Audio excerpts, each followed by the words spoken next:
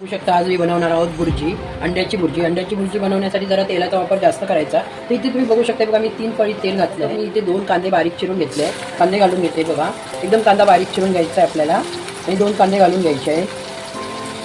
व्यवस्थित होऊन आपल्याला मिक्स करून घ्यायचं आहे।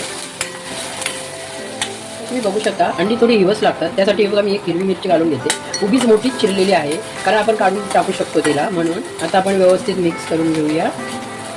तुम्ही बघू शकता बघा 4 ते 5 कढीपत्त्याची पानं तोडून टाकली आहेत आणि बघा व्यवस्थित आपल्याला मिक्स करून घ्यायचं आहे। बुर्जी खूप छान बनते। कढीपत्ता आवडत असेल तर वापर करा, नाही केला तरी चालेल। तरी बघा जास्त आपल्याला कांदा एकदम करपवायचा नाही आहे। बघा टोमॅटो घालून घेते, 2 चिरून घेतले होते टोमॅटो आणि आता व्यवस्थित असं मिक्स करूया बघा। आणि मी याला झाकण लावून आहे ना 2 मिनिटं शिजवून घेते। तुम्ही बघू शकता बघा 2 मिनिटं मी झाकण लावून घेतलं होतं। आता आपण कांदा आणि बघा व्यवस्थित परतून घेऊया। ते बघा मी पाव चमचा हळद घालून घेते।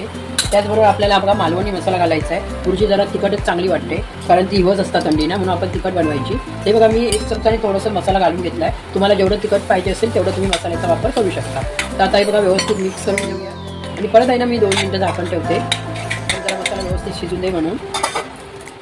तर तुम्ही बघू शकता हे बघा, हा बघा मसाला तयार झालेला आहे। व्यवस्थित असा मसाला भाजून तयार झाला आहे। तर आता आपण त्यामध्ये अंडी फोडून घालूया, बुर्जी बनवणार आहे।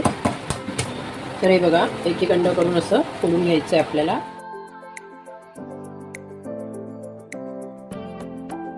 आता आपण अंडी व्यवस्थित मिक्स करून घेऊया बघा,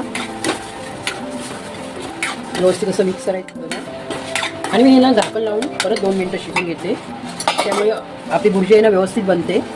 2 मिनिटं शिजून घेऊया। बघू शकता बघा 2 मिनिटं झाली बघा, एकदम खळखळीत अशी ना झाली पाहिजे बुर्जी, मग खायला चांगली लागते। भाकरी बरोबर, चपाती बरोबर, कशाबरोबर पण तुम्ही खावा, खायला खरोखर खूप छान बनते ही बुर्जी। तुम्हाला मीठ पाहिजे असेल तेवढं तुम्ही वापर करा मिठाचा। त्याचबरोबर आहे ना बुर्जी हिवच असते ना, थोडासा गरम मसाला घालून घेऊया, असेल तर वापर करा, नाही केला तरी चालेल। व्यवस्थित असं परतून घ्यायचं आहे आपल्याला।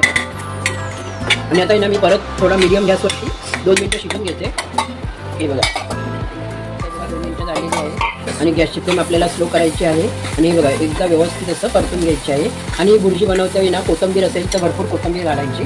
कोथिंबीर घातल्यामुळे ना त्याची चव वाढते बुर्जीची। तर तुम्ही बघू शकता बघा मी कोथिंबीर खूप घातली आहे।